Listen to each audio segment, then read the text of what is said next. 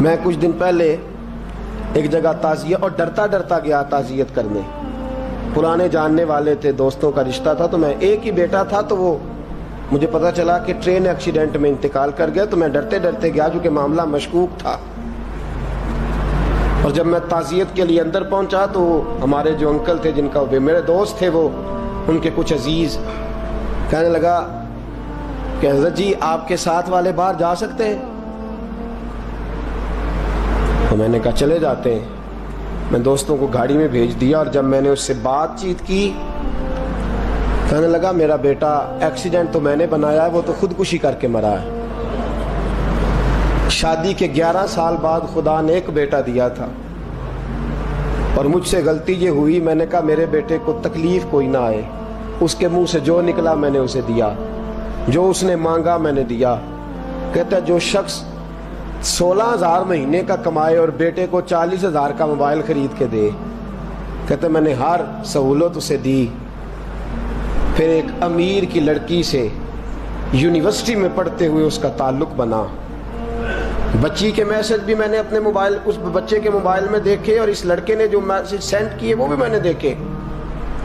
پھر میں گھر پہنچ گیا, میں نے بیٹے سے منتیں کی کہ بیٹا وہ ہمیں رشتہ نہیں دیں گے, ہماری برادری بھی چھوٹی ہے اور ہمارے جیب میں پیسے بھی کوئی نہیں. پھر میں ان کے گھر گیا, بیٹا نہ مانا, اور میں نے اس شخص کو بلا کے کہا تیری بیٹی کے میسیج ہیں, خدا را خیال کر, اور تیرے تو 7 بچے ہیں, میری گود میں تو ایک ہی پھول کھلا ہے, میں کدھر جاؤں, خیال کر. اس نے کہا دوبارہ تو نے نام لیا تو ایسے کیس میں باپ بیٹے کو پھنساؤں گا کہ ساری زندگی نکل نہیں سکو گے. نے کہا میں نے بیٹے سے کہا کہ بیٹا میں نے پگڑی تک رکھی ہے پر مجھے رشتہ نہیں ملا, تو باز آ جا. کہنے لگا 3 راتیں میرا بیٹا سویا نہیں, اور مجھے کہنے لگا حضرت جی وہ 4تھی رات سویا ہے تو دوبارہ اٹھا نہیں. مجھے کہنے لگا مجھے اجازت دو کہ میں اس بیٹی کو بھی قتل کر دوں اور اس کا باپ بھی قتل کر دوں, میرا تو گھر اجڑ گیا نا. وہ کہنے لگا میں کبھی کبھی دوستوں کے پاس جا کے رات گزار لیتا ہوں اور میں اپنے دل کو سکون دے لیتا ہوں, لیکن اس کی ماں اس کے جوتے سینے سے لگائے پھرتی ہے, اس کی اماں اس کے پرانے کپڑے لے کے سینے سے لگائے پھرتی ہے. کہنے لگا حضرت جی کوئی کوشش کرو, کوئی دعا کرو کہ اللہ مہربانیاں کرے. میں کہہ تو نہیں سکا ان سے, لیکن میرے دل میں خیال آیا کہ کس نے کہا تھا کہ بچہ یونیورسٹی میں کو ایجوکیشن میں داخل کراؤ, کس نے کہا تھا کہ اس کے ہاتھ میں آگ کا انگارہ دو. میرے دوست, آپ تیز آنچ تیز آگ جلا کے اس کے قریب مکھن رکھو, اور پھر مکھن سے کہو کہ ڈلنا نہ, پھر مکھن سے کہو کہ پگھلنا نہ. بھئی تیز آگ قریب جلا دی اور تو کہتا ہے پگھلنا, یہ کیسا ممکن ہے؟ ہو سکتا ہے؟ بولیے نا, ہو سکتا ہے؟ لڑکا اور لڑکی کٹھے کالج میں پڑھیں, ایک کمرے میں رہیں, ایک چھت کے نیچے رہیں, ایک دوسرے کو دیکھیں, نام جانیں, فون نمبر پاس ہو, اور پھر کہنا کہ تم عشق کا چکر نہ لڑانا, کیسے ممکن ہے؟ اور بڑے سیانے بندے کہتے ہیں حضرت صاحب اعتماد ہونا چاہیے اولاد پہ. میرے نبی پاک کو اپنی بیویوں پہ اعتماد نہیں؟ عبداللہ ابن مکتوم نابینے سے ابھی آئے ہیں تو حضور نے فرمایا پردہ کر لو. حضور کو اعتماد نہیں؟ مصطفیٰ سے پاک گھر کسی کا ہو سکتا ہے؟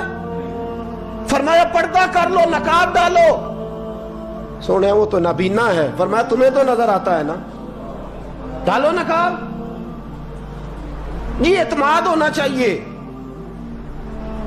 یہ کیسا اعتماد ہے کہ تو تیز آگ جلائے اور مکھن قریب رکھ کے اعتماد کر, یہ کیسا اعتماد ہے؟ ایک حدیث سنانے لگا, زندگی بھر بھولنا نہ, دل کی تختی پہ لکھنا یہ روایت. توجہ ہے آپ کی؟ جاگ رہے ہیں؟ باہر والوں کو میری بات کی سمجھ آ رہی ہے؟ حدیث سنانے لگا ہوں, ابن حجر اسقلانی حدیث لائے ہیں. رسول پاک صلی اللہ علیہ وسلم نے فرمایا جہاں مرد اور عورت اکیلے ہوں وہاں تیسرا شیطان ہوتا ہے. یہ تو پہلے بھی سنے ہوں گے نا اتنے لفظ. اس سے آگے ہیں ابن حجر حدیث کے لفظ لائے. یا رسول اللہ صلی اللہ تعالی علیہ وسلم، مرد اور عورت اکیلے ہوں تو تیسرا شیطان ہوتا ہے؟ حضور نے فرمایا ہاں. عرض کی حضور اگرچہ وہ نیک ہو. جاگ رہے ہیں نا آپ لوگ؟ اگرچہ وہ جہاں مرد اور عورت اکیلے ہوں وہاں تیسرا شیطان ہوتا ہے. حضور اگر وہ نیک ہو لکھ لو دل کی تختی پر. میرے رسول نے فرمایا اگر عیسیٰ کی ماں مریم بھی ہو اور زکریا کا بیٹا یحییٰ بھی ہو تو میں ان دونوں کو بھی اکیلا بیٹھنے کی اجازت نہیں دے سکتا. فرمایا عیسیٰ کی ماں مریم جو رہی مسجد میں، پلی مسجد میں، جس کی پاکیزگی کا اعلان قرآن کر رہا ہے، عیسیٰ کی ماں مریم. اور فرمایا یحییٰ صرف نبی نہیں، نبی کے بیٹے بھی ہیں. زکریا بن یحییٰ. فرمایا اگر یہ دونوں بھی ہوں، ایک نبی ہو اور ایک ولی ہو، مریم اور یحییٰ بھی ہو، مریم اور زکریا بھی ہو، فرمایا میں ان کو بھی اکیلے بیٹھنے کی اجازت ہے. تو کس نیکی اور پرہیزگاری کی بات کرتا ہے؟ تو کیسا پیر ہے اس کے پاس تنہائی میں بیٹھ کے بی بی اپنا دکھڑا سنا رہی ہے؟ تو کیسا مفتی ہے؟ اٹھا کے لے جا طریقتیں شریعتیں اور جا کے سنبھال لے اپنے جبہ اور دستار میں. وہ کوئی جبہ اور دستار نہیں، وہ گند ہے. اس لیے کہ جو نبی مریم سلام اللہ علیہا کو نبی کے پاس بیٹھنے کی اجازت نہیں دے رہے، وہ پیر کس بات کی مولی ہے جو بیبیوں کو بغیر پردے کے سامنے بٹھاتا ہے؟ اور تنہا بی بی کہتی ہے میرا دکھ سن لے. کس نے اجازت دی ہے؟ اور پھر کہنا تماشا لگ گیا، سٹنڈ لگ گیا. یہ شریعت بیان کر رہا ہوں، رسول اللہ کا فرمان بیان کر رہا ہوں، اور اس سے آگے ہمیں کسی دلیل کی ضرورت بالکل نہیں ہے. پتہ نہیں باپ کو کہ میرا بیٹا کیا کر رہا ہے. اندھی ہے وہ ماں جس کی بیٹی سارا دن نیٹ پہ بیٹھی رہتی ہے، اس کو خبر نہیں کیا ہو رہا. اور جب آگ گلے تک آتی ہے نا، داڑیاں جب جلنے لگتی ہیں تو ہمیں خیال آتا ہے یہ کیا بن گیا ہے. اور جب ماں کا دوپٹہ کھینچنے لگتا ہے نا سگا بیٹا کہ چل میرا رشتہ مانگ، پھر اس کو پتا چلتا ہے کہ یہ تو معاملہ ہی بڑا خراب کر لیا میں نے. میرے دوست، جوانی زیادہ پیسے کمانے کا نام نہیں. اگر تو قیمتی کپڑے پہنتا ہے تو تو جوان نہیں. تو 50 کلو وزن بائیں ہاتھ سے اٹھا لیتا تو تو جوان نہیں. اگر تو ڈگریوں کا ڈھیر لگایا ہے اور تیرا دراز اور الماری بھر گئے ہیں تو تو جوان نہیں. اور اگر تو نے اپنے خاندان اور معاشرے میں اونچا افسر بن کے نام کما لیا تو جوان نہیں. جوان اس کو کہتے ہیں جس کی جوانی پاکیزہ ہوتی ہے. جوان اس کو کہتے ہیں جس کی نظر جھکی ہوئی ہوتی ہے. جوان اس کو کہتے ہیں جو حیا کا پتلا ہو. جوان اس کو کہتے ہیں جو شرم کا پیکر ہو. جوان اس کو کہتے ہیں جس کی نظر سے معاشرے کی بہو بیٹیاں بچی ہو.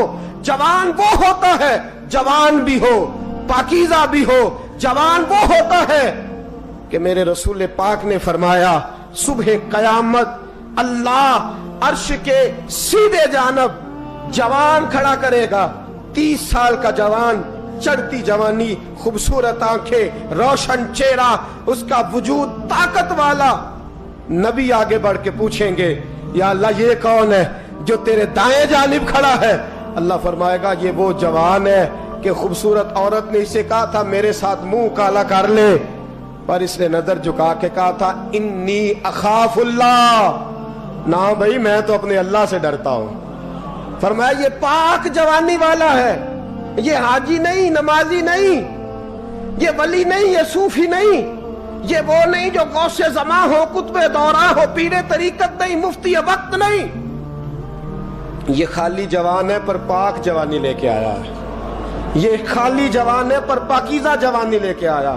یہ خالی جوان ہے پر اس کی نظروں میں حیا بڑی ہے. یہ پاک، یہ کیا تماشا لگ گیا عشق کا چکر. اور آج جتنی مصیبتیں کھڑی ہوئی ہیں، اس عشق مجازی کے روگ نے کھڑی کر دی ہیں ہر جوان. ہمارا ایک بچہ تھوڑے دن پہلے اس علاقے